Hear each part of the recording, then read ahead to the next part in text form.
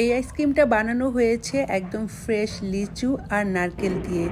এটা খেতে অনেক মজার হয়। যারা লিচু নারকেল পছন্দ করেন তাদের জন্য হবে বেস্ট একটা আইসক্রিম। আমি একটা গ্রাইন্ডার জাগে নিয়ে নিচ্ছি লিচু আর নিয়ে নিচ্ছি একদম ফ্রেশ কোরানো নারকেল। তার সাথে 1/4 কাপের মতো দুধ দিয়ে এটাকে ব্লেন্ড করে নিলাম। এখন আমি অন্য একটা বোলে নিয়ে নিচ্ছি একদম ঠান্ডা হ্যাভি ক্রিম 1 কাপ।